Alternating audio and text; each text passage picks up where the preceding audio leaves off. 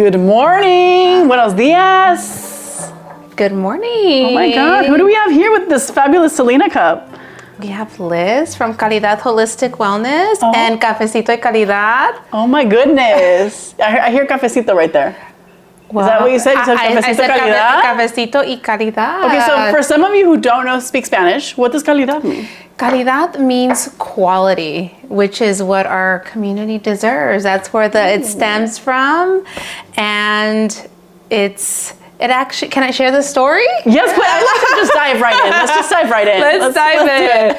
So calidad stems from my husband, Salvadorian, Yaki. Okay. And he immigrated from El Salvador years ago, and he had a carpet business. And so he came and he says, todo hecho con calidad. So when I started my business, I was like, As a licensed marriage and family therapist. We have a therapist in the house. Yeah. We like those here. Mental health. So I was like, you know what does my community deserve? It deserves quality. And I decided my practice is called Calidad Holistic Wellness. And then my podcast is Cafecito y Calidad. Which is, I have to say, so this is, people will be seeing this in the new year, actually. This is going to be the first coffee chat of 2024, I've decided. Wow. Thought, why not bring in the new year with this calidad, this quality, you know what I'm saying? And I thought it would be so cool to bring you on, as this is our final shoot for the year for coffee chats. So it's an honor to end with you here.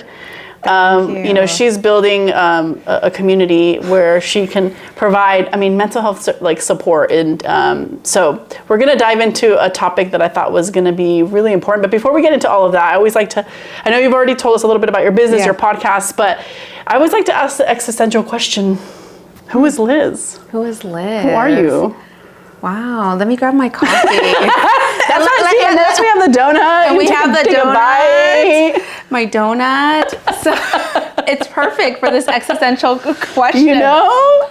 So Liz is a therapist. I'm a mother. I'm an entrepreneur. I'm the eldest daughter of immigrant parents.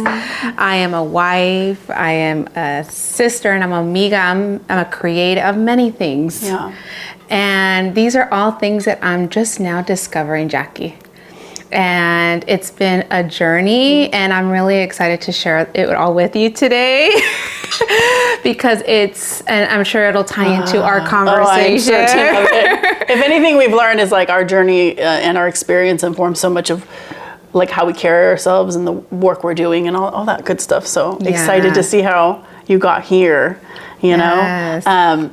It was important to talk about this particular subject because I feel like it's something that even on the ground, some of us mental health advocates, we do value, right, healing, doing the work. A lot of what we've presented in our coffee chats is, from boundaries to anxiety to unconditional love. We really talked about all kinds of things. But one thing that I feel like would be a great way to, I guess, start the year with, because I'm thinking people are going to be watching this in 2024, is this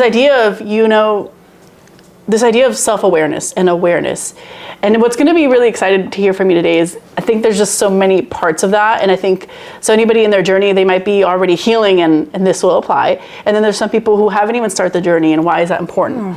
And this all came from this idea of, I'm doing the work, Liz, okay? I've gone to therapy, I'm healing, I'm using my toolbox. But the reality is there are times where I'm like, this is overwhelming. This is hard. I don't want to grab the toolbox. It can get challenging. And so the question is this idea of self-awareness, it's clearly not a fix all, or it's not once you have it, it's the job is done, right? So just really wanted to hear from you, your perspective on what it is, how to approach it, how to manage it, all of that fun stuff. So that's the jumping off point. Well, first of all, let me give you flowers for doing the work, Yaki. Flowers. She's always giving me flowers, dude. Because you know what? I do it because healing is not easy. Yeah. I myself am a therapist, but I'm also been on my healing journey. And it gets, like you said, sometimes you don't want to pick up that toolbox. You're like, what the heck? I don't want to use it. Let me resort back to my throw a blanket over it. I'm just kidding. No, really. I mean, yeah. And I think that that's part of the healing process, is that you are just being so honest with yourself. That it's that's what I think it is. That's part of the healing. Like, I'm not doing okay. I don't want to pick up that tool. I am going to, but sometimes I don't want to. Sometimes I want to maybe resort back to my old ways. Yeah. Because it is like we being naive or not being self-aware, there are some perks to it. I'm like, whew.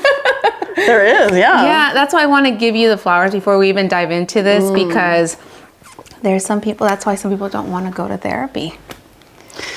I have heard interesting stories from my therapist where they're like, wow, sometimes we get clients who are, they don't open up as much, or there's just a barrier. So, and so, yeah, I think hopefully this conversation will help some of those people too.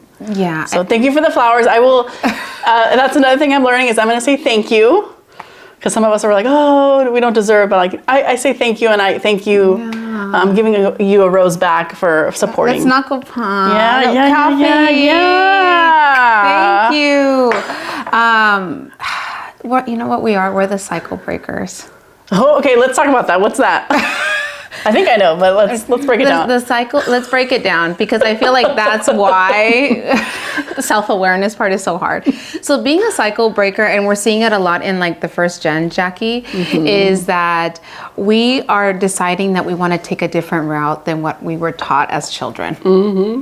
And these are like generations of behaviors and lessons that we've learned from our family.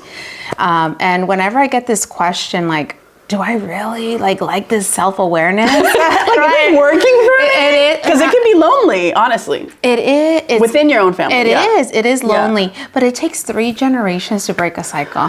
3, y'all. Oh my God. I'm like, hang tight, Jackie. And it's like kind of mind-blowing, because I feel like this generation, we are the cycle breakers. We are the ones that are like, this doesn't seem like something I want to like something I want to take on or pass on to the next generation, or just like in general, like keep this behavior going. And whenever that happens, being a cycle breaker comes with a lot of challenges. Like you said, it can be very lonely. You might get some pushback from your family, maybe some unnecessary comments. Yep. And I think that those are some of the things that sometimes we're like, why don't I just go back to our old behavior where we got praised for estar calladita, right? Or not challenging our family's boundaries, but being brave and having the courage to do that, Jackie, it's hard. It's hard. You know, as you're talking about this, right behind her is a wedding picture of Anna and I. And I talk a lot about this cycle barrier of, you know, living a life that, like, I'm as you're saying it, I'm looking at it and I'm like, yeah, it's you know, there were many times in my life where I felt very lonely, you know, and, you know, I think about 15-year-old Jackie, and I'm just like, I think she wouldn't even believe me where I am today. I don't think so. I think she'd be like, but I think she'd be proud, you know? And I think that's because of the healing. I've the one word that I keep hearing that I love is this idea of allowing myself to, like, allowing the flowers, you know, allowing myself to say, you know what, like, as challenging as and lonely as it was, like, I'm so happy that I pushed through it, persevered through it, and I'm here today, you know? I don't know. Yeah. That's what came to mind as you were, you know, breaking that down. Yeah. Well, it's nice that you brought up like that 15-year-old self. So if we were to like invite her here and ooh, I love these games. Yeah. If you were, because I have a 16-year-old self that I've had to heal. They should talk to each other right now. I think they might be. I think they'd be friends. I think so. Yeah. I have this 16-year-old that for a very long time, Jackie, there was a lot of shame whenever she came out. She was really angry around things that were happening in her family. And I've learned through my healing process to like accept her, and like that anger is not bad. And now I use her, and she's helped me in like breaking these boundaries and stepping outside of my comfort zone. But having to see her has been painful. So because of the wounds that she had. So if you bring in that 15-year-old, because she's breaking cycles now, she's now becoming aware of all these things. Like, what do you think if she was here drinking cafecito, well, she is, but if she was here drinking cafecito, what do you think she would say? Oh my goodness. Wow. What a question.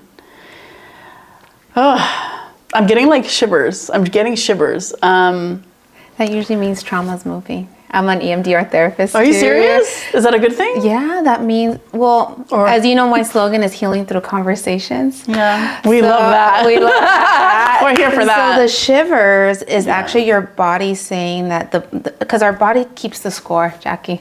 It has. Say that again. What? The body keeps the score. What? And our memories, we might not ever have words or memories, but our body remembers. So I feel like your body with the shivers is remembering something right now, Jackie. Because I get those shivers all the time when I process. Yeah. So what do you think wow, Liz. Dang. I feel my body is. It's thinking about like, oh man, how do I put this into words? I think I knew at the time that I was up against something really big. And at the time, the people that were closest to me were my family. And I knew that they were not gonna be the ones that were gonna be there for me. It's almost like I knew, I knew it. And I think I was terrified, and this has a lot to do with a lot of my stuff, which is this idea of like when I was confronted with any conflict or whatnot, I just would freeze or distract myself. And I think when all this was happening at 15, I think I was like, I definitely was trying to not address it, but I think instinctually, like, I knew that I was up, like, it was gonna be really hard, and which is fine, things can be hard, but it's like, but I knew that I wasn't gonna have, my family's not gonna be there for me. So think about that. Like, most of the time you're like hoping that your family will get you through some things that you don't expect, and I just, at the time, like, yeah, so I think the shivers are more of like, oh my God, like it sucks to feel that I was in that situation, but I'm also like, maybe the present Jackie is like, but you were freaking like, you surpassed, like you survived, like and like my parents were at the wedding, my family was there, like, it's gonna be okay. Like, I don't know. The shivers are also the fact that now we're unfreezing the feelings that 15-year-old had to freeze at that time. Oh. Which is, and I can resonate with that because my 16-year-old had to really like hold, like she was very expressive with her anger, but there's versions of myself like younger than 15 that had to freeze the same way you did. And as I've done my work, like, that's just like, it's releasing. Like, you're literally right now feeling it. You're giving your 15-year-old self, like, she's a cycle breaker. She's resilient. What would you name her? Like, so for mine is like, my 16-year-old self is like my rebellious, and like, she's my cycle breaker. I can't even, you talk about that, I can't picture this. There was just so much happening within my family. So both my parents are entrepreneurs. And I'm the eldest, and there was a lot of like family conflict happening. And my brother was he's younger than me, so he would kind of like hide away. And I'm the one that was outspoken. And so there was a fierce, she's feisty. Oh, I like that, okay. But it wasn't celebrated at home. I was seen as the black sheep. I can't imagine. I literally am like in shock right now. You're the black sheep? The black sheep, and that's often when you bring up this self-awareness. You're just a star, baby girl. You're just a a star. I'm now discovering that. But often, going back to your question of self-awareness, Jackie, is that we become, you call me a star and I'll accept it. But in our family, especially within the Latinx community, we're not seen as stars often. Unfortunately, they want to dim that light and bring you back. Yeah. And so we often become the black sheep because we're now challenging the norm. So your 16-year-old seemed like there was like something she wanted to share. There was a light in her, but wasn't able to. Okay, I'm not gonna get. I'm getting emotional. I know what's going on right now. No, you know what I think of. I think of like, I was just so ready to like be myself. That's what it was. And it was like, wait, I want to be myself, but like I don't have the space to do that, and this is like weird. Well, it's not safe. Yeah, but it's like, what the hell? Like, it's just crazy. Like even you too. It's like you wanted to be celebrated. It's like, damn. Like it's just like those are the moments when you're young and you're like, damn, you want to be like. You want to get the flowers. See me, like embracing. And I was like, my GPA was like at like, almost 4.0. I was like getting water polo player, dancer. You're a star. And everybody, I get it. I see you because I get it. We could, I was excelling, but because I was wanting to be my authentic self. It wasn't. Not until I think I had to go into the idea of like the chosen family. I had to find a community like yourself. Now you've become a part of my community who celebrates me. Yeah. Right? We need to find that because it's easy to want to go back.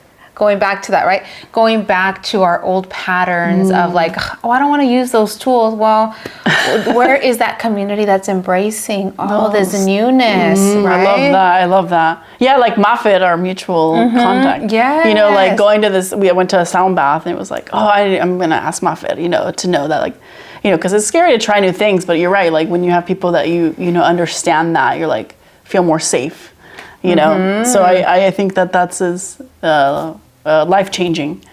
Lost my train of thought. Wait, I'm gonna get it. I'm gonna get it. Well, you got this. This idea of I learned this through therapy is, our families, right? Like they have limitations.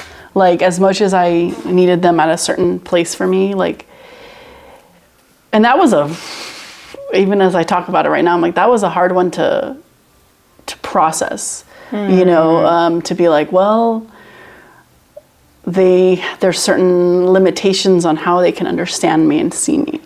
And I try to remember why I'm bringing this up. I'm bringing this up because, I don't know, I feel like that's a big part of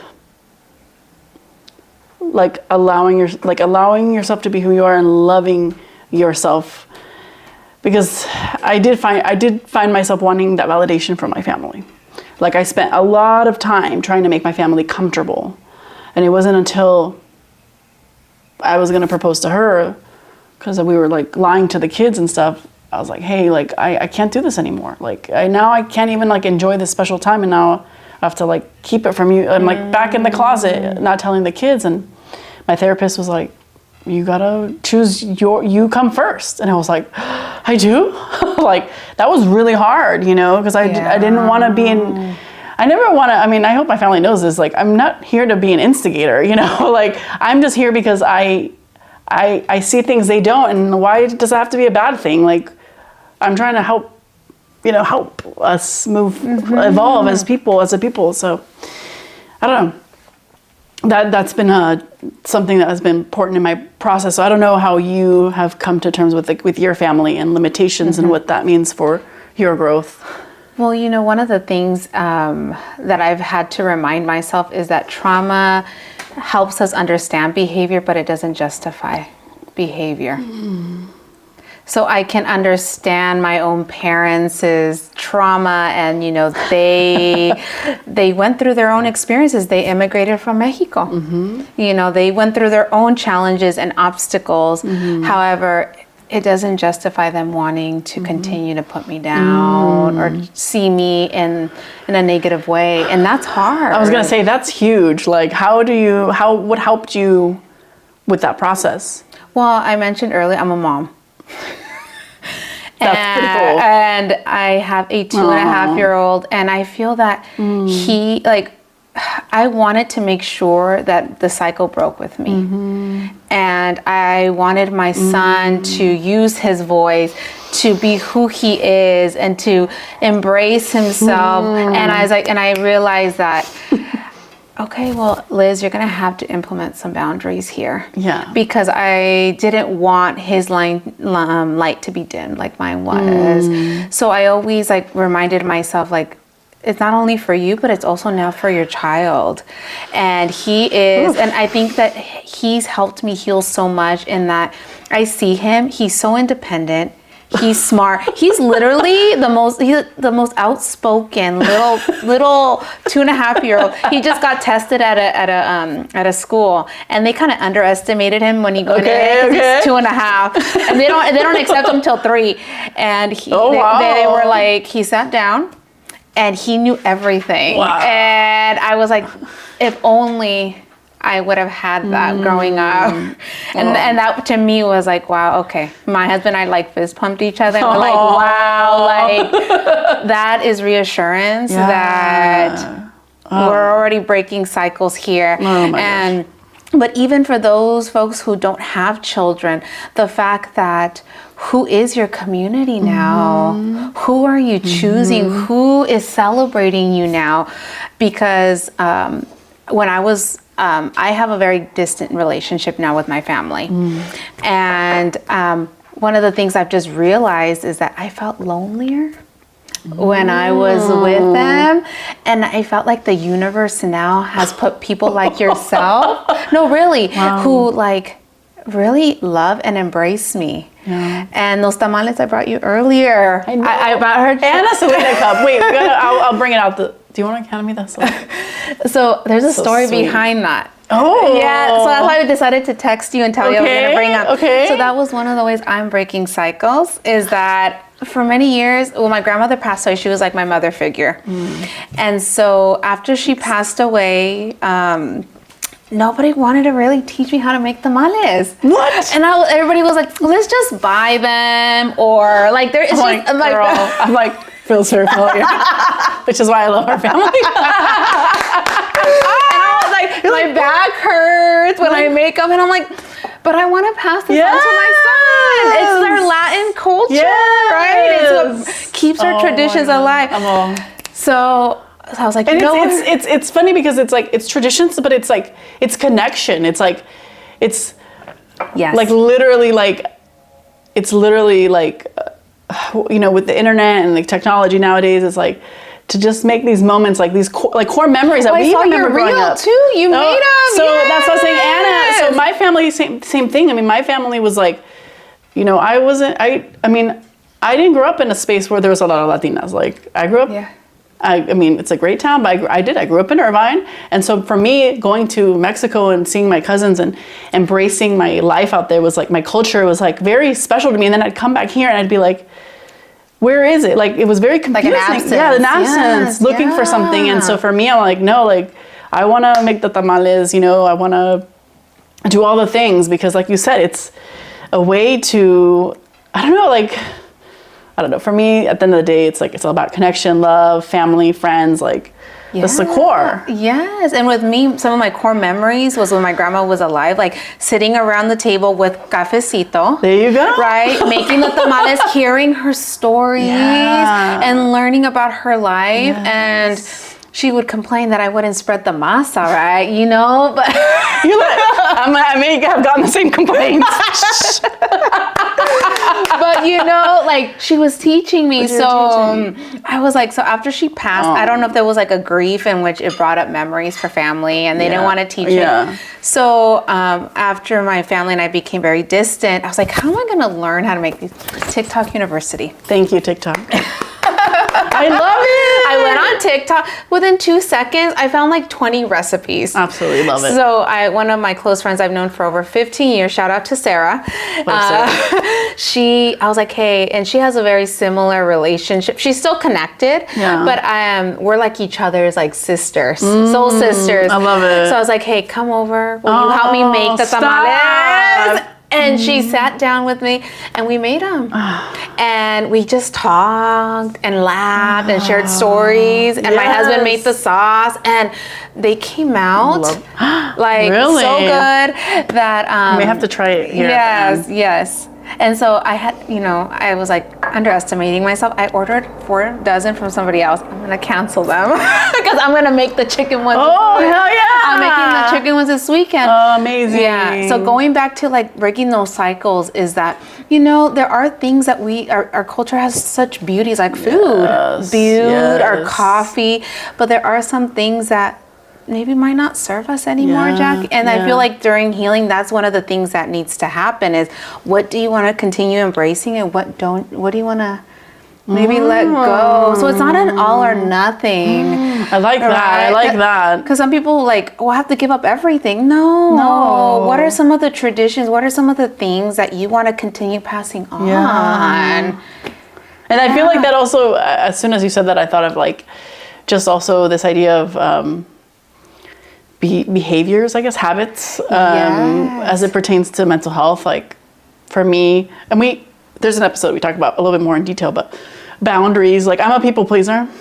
I don't know if you figured that out or not, but I am a people pleaser. Validation for me has always been such a thing for me, and I think my Anna has asked me questions. So Anna's been she's very smart, Anna. She, shout out to Anna. She really had. It's so interesting. Like it really took us moving in together for me to realize how not messed up I am, but it was wait, she doesn't have these it really made me realize how much I have been suppressing why I was being a workaholic, all of these things that, and we were talking about the other day, I'm like, she's like, what would you do when XYZ would happen at home? And I'm like, honestly, I would avoid, work was a place to avoid my feelings and all this stuff. And so it really took having her to make me shake me up. And, unfortunately I did have depression, and that was an indicator to get some help and stuff. But, I am so happy. I mean, if I hadn't done the work, I definitely wouldn't be right here with you right now, Liz. It's been, and I always bring this up, but somebody was one of my friends was like, when you go to therapy, you find out who you are. And I was like, I thought that was funny. I was like, what do you mean find out who you are? I know who I am. Mm-hmm. And so I always bring that up because I'm just oh no, you don't really know who you are. You don't know what's really deep down here. What was I was off on a tangent. This is what happens. No, you asked me. Which? Wait, about Anna. Wait, self-aware. Oh, the behavior. Sorry. Okay, there we go. Oh, yeah, the behavior. Yes, the behavior. So the boundary thing. Yeah, there we go. Tied it all back in. This happened. So boundaries. So I realized, as you were saying that, it's it could be overwhelming. It's oh my God, I have to it's almost okay, I gotta switch all these lights. I know there's so many errors here, and I'm trying to fix them all. But when you said that right now, I was okay, you're right. I could take my time and be okay, this is working, maybe this is not working, and I think that will help with feeling it's overwhelming. Yes, because I think realizing that, so when trauma happens, Jackie, is that our body continues to grow, but our brain gets stuck at certain ages. So that's why we were mentioning our 15 and my 16-year-old self, right? Is that, so it's almost although, we're in our, we won't mention numbers, so as far as age. We're just stars. We're stars. But sometimes that 15-year-old is maybe just now learning, getting the opportunity to learn. Yes. Because at 15, it's identity, self-discovery, making mistakes, getting the blue hair, going to different cliques. And because sometimes we weren't given that opportunity. Oh, wow. We're doing that at an older age. Oh. So that goes back to what I was going to ask you is if that 15-year-old what were some of the things that she wanted to do but wasn't able to, that she now has control and being able to do? My gosh. What a loaded question. I mean, I'll share mine after. Yeah.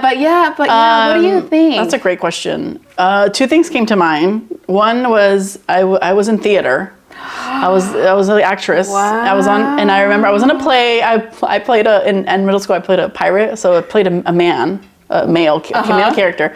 But it was what I felt the most comfortable. I've never really felt very like feminine, and I always felt like I had to be a certain kind of. And I grew up in a school where it was like most people were like, blonde, brown hair, like white people, and it was just like. I did not fit the mold. I had my body image issues and stuff like that. So I remember in high school, I was in drama for a couple years. And then there's that sort of like 15, 16 mark where you start auditioning for plays, to be in a play.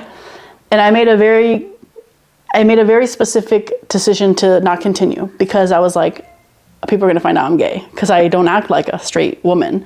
I'm not feminine like a woman. I'm not going to be comfortable, like even being in a scene with a guy, like, it just infested the thing that I love the most, which was being on stage. I loved it. I was like, no, this is it's too hard. So that's something that I wish, and I'm doing it now in a way. I'm on stage now in a way. You are. Yeah, that was a big thing. And then my therapist said, she's like start expressing yourself. And so that's why last year was when I sort of rebooted Donas and Tortas. It was wasn't as active, and last year I was like, I'm gonna start expressing myself, and I started doing these coffee chats by myself.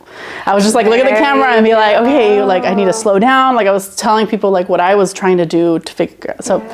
So you're reparenting that 15-year-old by doing this. Yeah. And but now you're with people that are unconditionally supporting you. I know. And you can show up as your truth. So you're doing, this is going back to that self-awareness part. Going back to our thing is that when you become aware of what those parts of us want, you're able to be more intentional with what we decide to do. And you're doing it.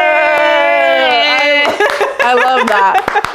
She's laughing at me. You're doing it. I'm doing it. What was the second part? The second one. We gotta celebrate that one too. Okay. Yeah, the second one's actually pretty cool.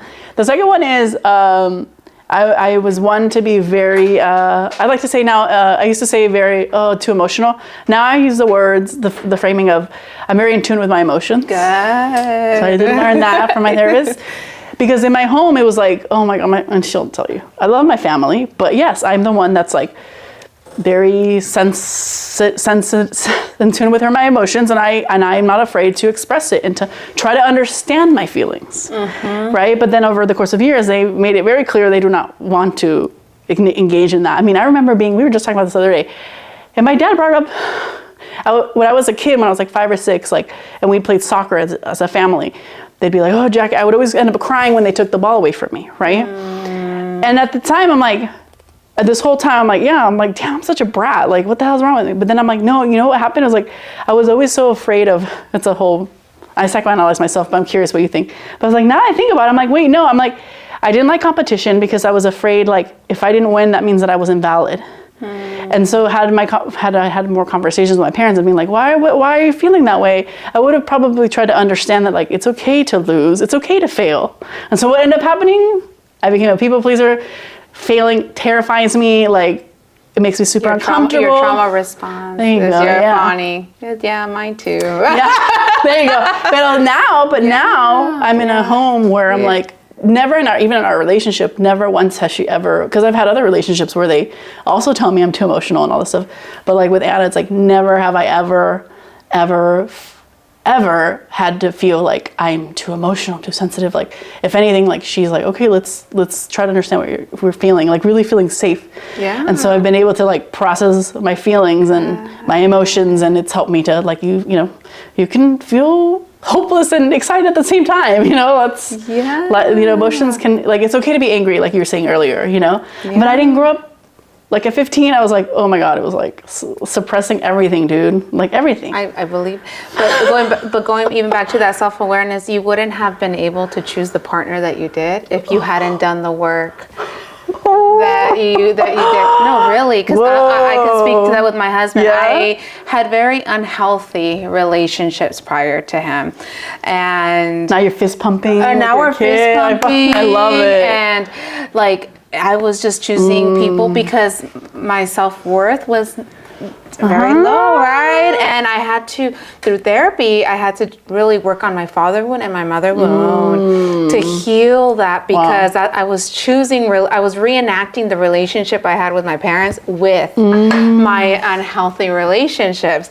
So of course I'm going to continue to choose people that treat me bad, don't value me. So I went and I did EMDR therapy, which is what I specialize in. It's a trauma therapy that it's like right now everybody's doing it, and it's a good thing because it actually, there's so much evidence that it works. So I went and I started doing it. I got trained in it, and I was able to, and I've done a lot of EMDR and to get me through a lot of the challenges I've been through. But that's how I was able also to choose a healthier relation.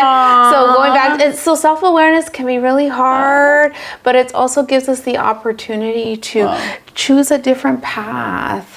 Makes it worth it, for sure. It makes it worth it when you might hear those remarks or like, don't want to pick up that toolbox. Like, look at the beautiful home that you've been able to, develop with your partner, right? Your wife. Yeah. You wouldn't have been able to if there wasn't that self-aware. You would have rejected her. Whoa, I'm like, so many epiphanies right now. Yeah. So that 15-year-old is thriving. You're giving her that space to really show up. Wow, that's incredible. Yeah. I'm gonna take a deep breath. Oh. Yeah. That's deep, Jackie. Yeah. Thank you. Thank you for helping me recognize that. And I always try to be devil's advocate here for people who are maybe in a certain part of their journey. There's some people I'm sure who, and I could have told you that 4 years ago, was like, I didn't even see the need for it. But what advice do you have for some people who they're so frozen, they're in so much pain, where depression comes in where you don't get out of bed, what advice do you have for anybody who's feeling that way? So I think if they were maybe contemplating therapy or not even thinking about it, or they just don't even recognize that that's something that they need or that could help them, right? Because therapy looks different for everybody, and I respect that. But I mean, to be honest, if it wasn't for my friends, I was going to say community. Find yourself some sort of community, because depression is fueled in isolation. We heal in community, which is one of the reasons why community is one of my core values and missions and part of my business. I love that. Community, because they've done research on loneliness. It's the number one killer in people. Okay, so now I have a question for you. Yes. Let's do a little troubleshoot. I'm let's get into your head. I want some skill building here, okay? So let's say you have been using your toolbox, a few good months, and then something happens in your life and you're it really brings you down, right? And now you let a couple days go by and you're maybe not the toolbox today. Maybe a couple more days, and now 2 weeks have gone by and you haven't used this toolbox, and you're how do I start getting myself back to the how do I start getting myself back there? Because I feel that I've had a lot of setbacks. There have been moments. Yeah. So what has helped you? So first of all, giving yourself grace. The G word, I knew it was coming. The compassion, grace. And I know it's easier said than done. How do you do it? How do you do it for yourself? For me, so even going back to that toolbox, there might be things in that toolbox that we might need to add. Right? There might be things, because we're evolving. And take out, right? We don't need that one. That you might be I don't really need those. What am I doing? What can I do right now?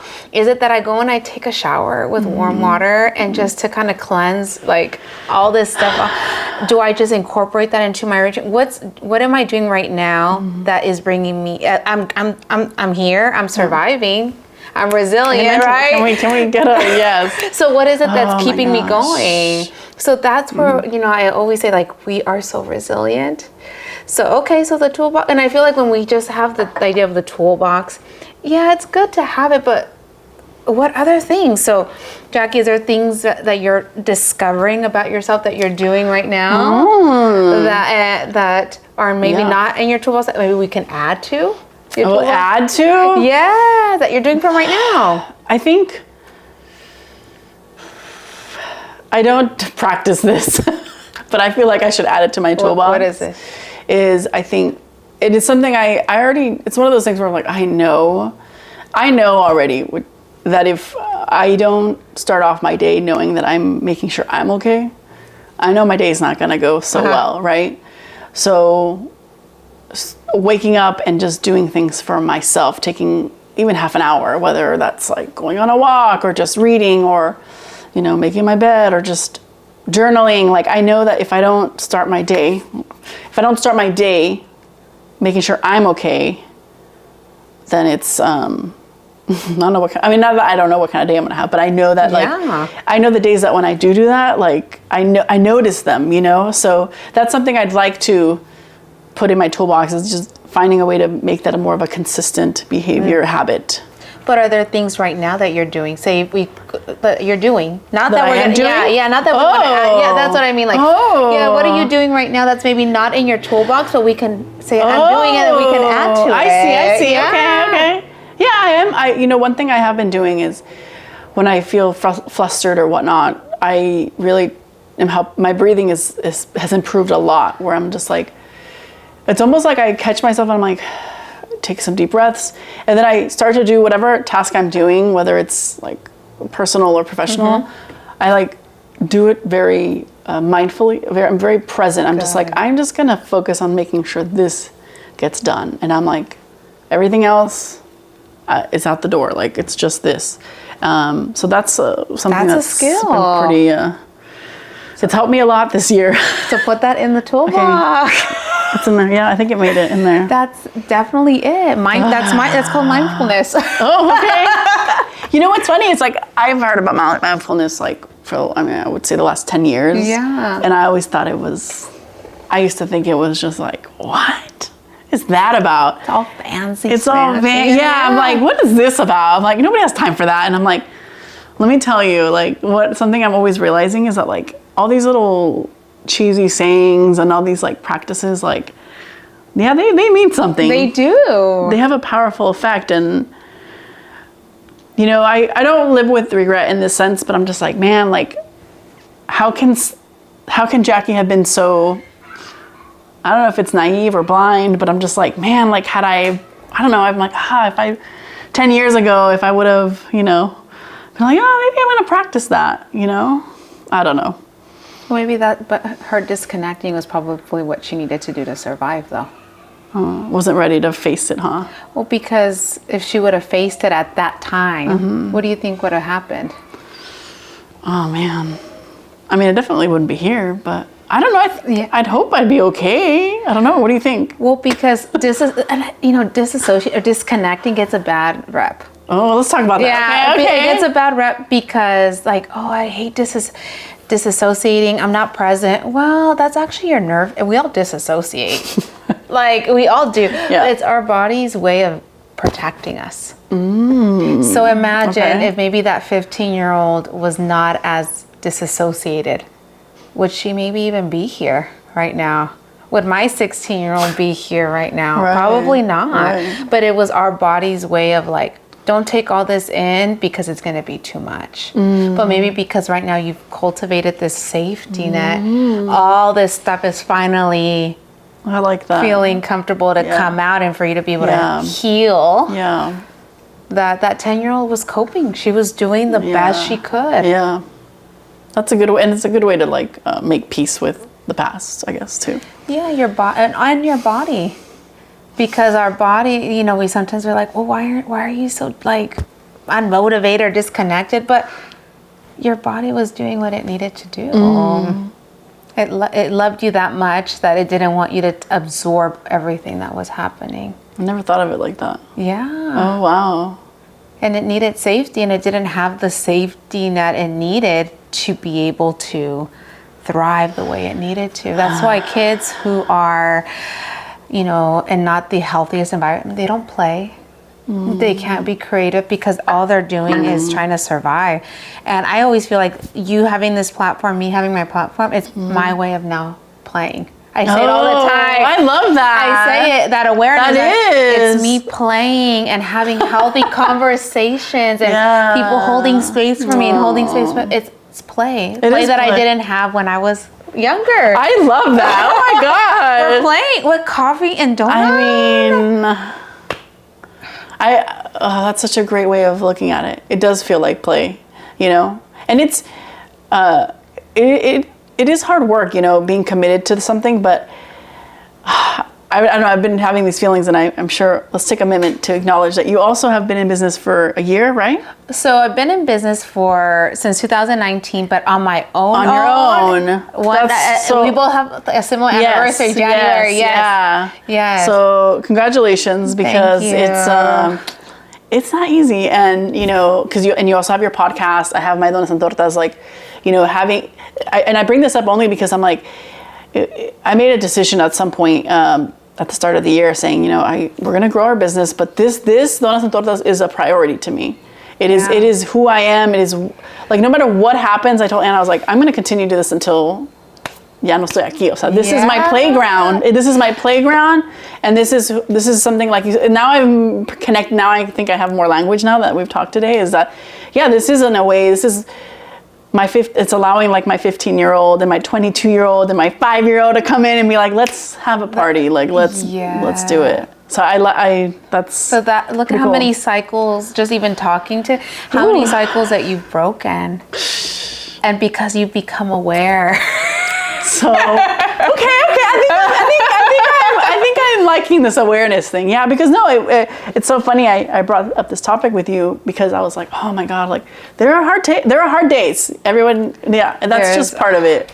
But I do see myself, like I tell Anna, I'm like, oh my God, I did, you know, I had boundaries with this one person and this and that, like these small little wins where I'm like, oh, okay, I know next time it's gonna be more natural, it's gonna be easier, and I'm like, I know that this is, in the end, this is for a better life, a better me. So it's, you know, I'm not gonna sit here and tell you it's like easy. It's not. It's probably one of the hardest things when I have a client, and I can speak for myself too, like therapy, it gets hard. It really does get harder before it gets better, because like you really, it's like a wound. Like it really is. Like people come in with infected wounds that have not been taken care of. So when you first think about when you take care of a wound, it's gonna sting. It hurts. But the longer that you take care of it, you get a scar, but it doesn't hurt as much, but it's still there. It's still there. But it's painful. Like the amount of times I've gone home and I've cried and I've been angry, and I still am angry and sad, but also moments where I now appreciate those happy moments a little bit more, because when you cut out like when you disassociate and disconnect, you're disconnecting from all emotions. Even when you don't want to feel the pain, you don't feel the love, you don't feel the happiness. Yeah. So when you allow all of them to come out, you allow all of them back into your life. Ooh. So it's ugly. It's like a tsunami. And I'm sometimes like, I don't ever want to go back to therapy. It's funny you mentioned that. My therapy was, so I actually reached out to a therapist in 2015. Okay. I went a couple times, and it was like, okay, this is interesting. Like I was like dipping my little toe. I'm like, okay, I'll come back. You know, I'll come back. A couple years later, I'm like, okay, let me go into the shallow end. You know, and it was like confusing. It was confusing, to be honest. I don't think I was ready. I think my guard was too up. It was like, or I wanted a Band-Aid or something. And then in 2021, I was like, oh yeah, finally, I'm like, I'm gonna go. And I went, and it was, and I share this part because I think like your body, I guess, you yourself, you know, your journey has to go through certain phases of the process, because for me that 2021 was just almost like, it was just like one layer that was like, it was hard, but it was like, okay, like I'm feeling like this seems like this is what my issue was, or what was happening. Let me tell you, last year when I went back in April, or was it, I don't know, February, March, I I reconnected with my therapist. And that first day, I don't think that I cried so hard that my body was freaking shaking hard. Like this desperation. I was like, and I was embarrassed. I was like, I didn't know I was going to do that. And it was like, but luckily it was somebody that, you know, I knew, it was a therapist that I knew the previous year, but I was like, what is this? Where is this coming from? Like, what? And it was, and for me, it was like eye-opening. It was like, okay, like, I guess in some weird way, it was like, okay, I'm ready. I give up. I give. Let's do this. Let's dive deep and let's do this go because, there. Yeah, because I was in shock. Like like you talk a lot about the body today, and I was like, dude, I will never forget that feeling of crying in such sheer pain and all those emotions that you said that opened up. It was like 5-year-old Jackie, 8-year-old Jackie, 15-year-old, 20-year-old. I was going to say that, Jackie. Well, those are the tears. Those were probably 5-year-old tears, 10-year-old tears. Oh, yeah. When we cry in that way, because I've done it, and I'm like, this isn't adult Liz. This is like a younger part of me crying. So they were ready. They were ready. They were ready to be seen. Yeah.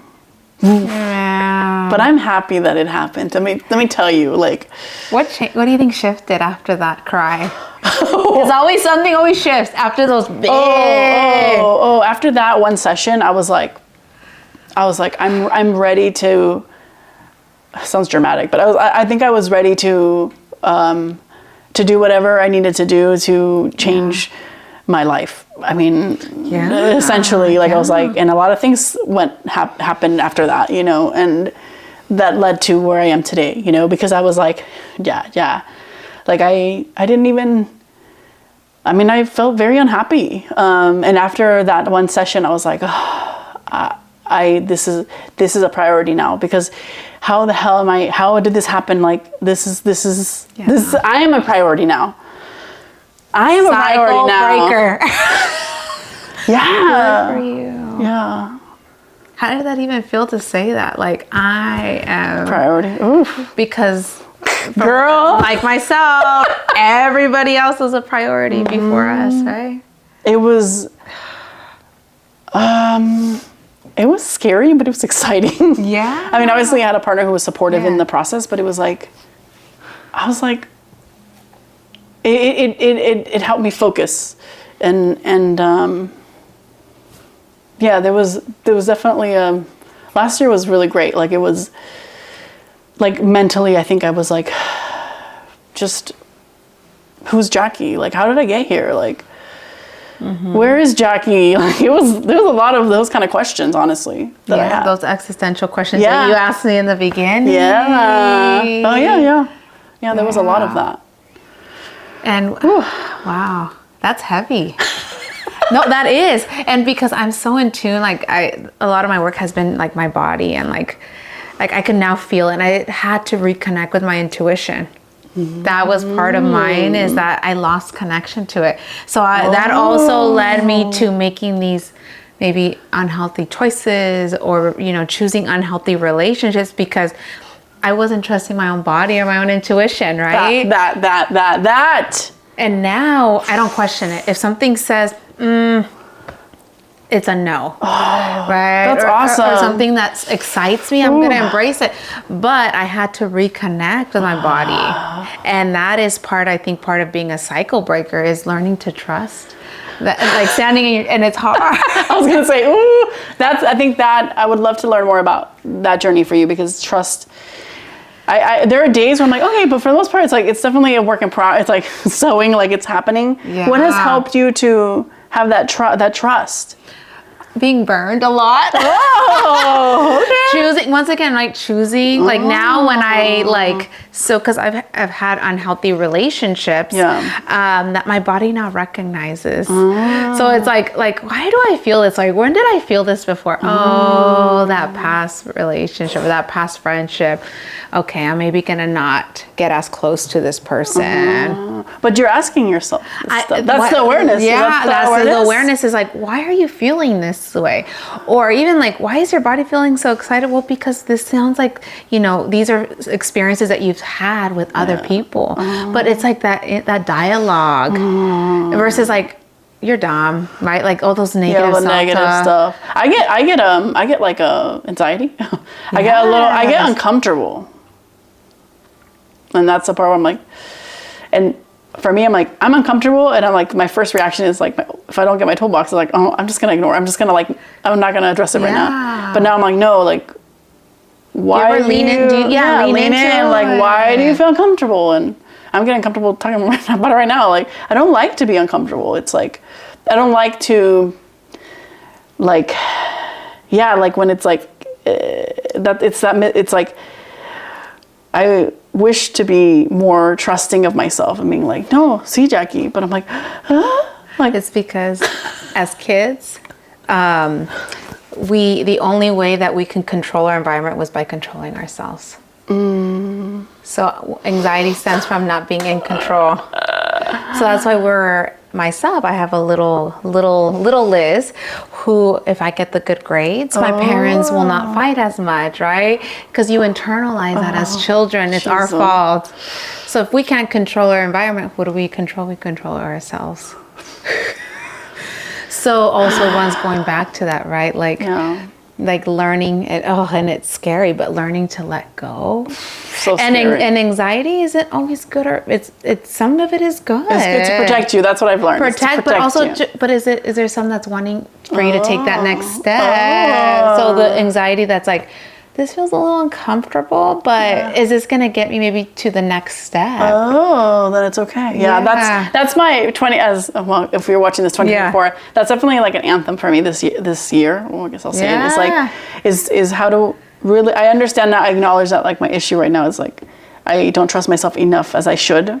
So how can I do that? So what advice do you have? Any quick like little tips? Something comes to mind? Yeah. Well, I was going to ask you, you've shared with me before we got on this podcast was you have been able to step outside of your comfort zone and just send the DMs to these people. What was it about? So what did your body tell you? How did your body say like, do it? I love it, dude. Love therapists. Yeah. Okay. Yeah, what was it? Such a good question. I think it was like,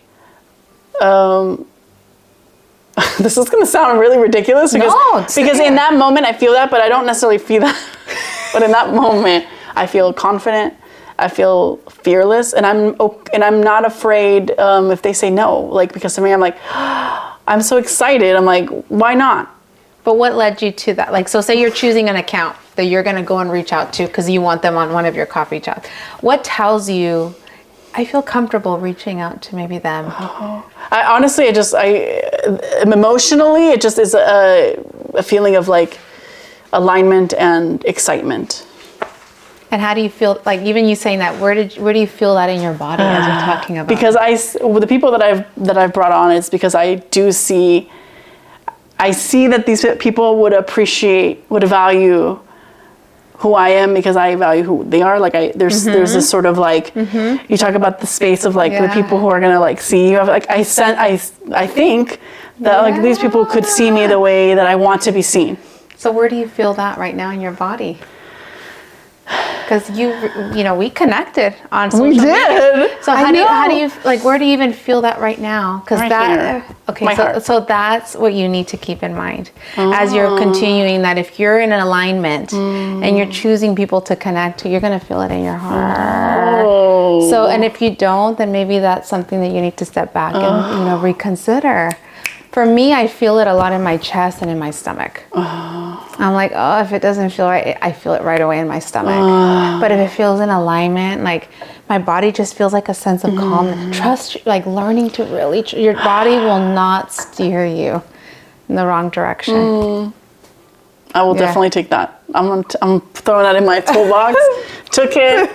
There it goes. I mean, just thank you so much. Like she came from far away place. We won't say where, but like far away place. And like, to me, that is like affirming that you were taking your time. Like this is one thing, like people's time, like you came out here, like, and you gave us a wealth of, I mean, I can't wait for people to like see this today because it's it's hard work, but I think today you've helped me see again that it's all worth it. And that it's all of it was worth it. Not just like the day to day, but like the work that I did to even start. Like, I'm freaking proud of myself. So thank you for, You should be. And you know what? I'm very intentional in who I decide to, collaborate or be friends with, because, like we don't have, there's only a amount of hours. I know. And this is like, this is literally in alignment with my mission, like quality.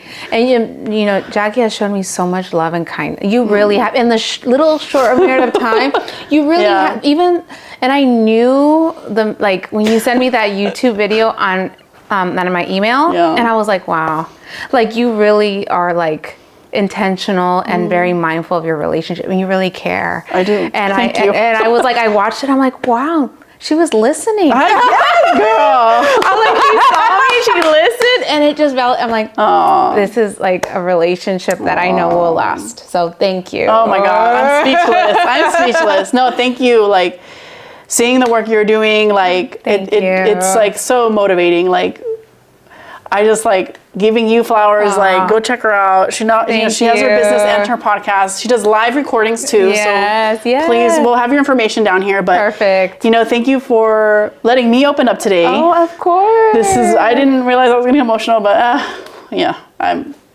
that's what happens when you're safe. That's what happens when you're safe. Yeah. And I look forward to the many things that you'll accomplish, the many people that you'll get to create these safe spaces for. Thank you. And help other people like feel like they have the tools and the allow them to be themselves and to break those cycles, because you'll be our warrior, Thank you. Yeah. Keep up the good work. Thank you. Cheers. Cheers. Cheers.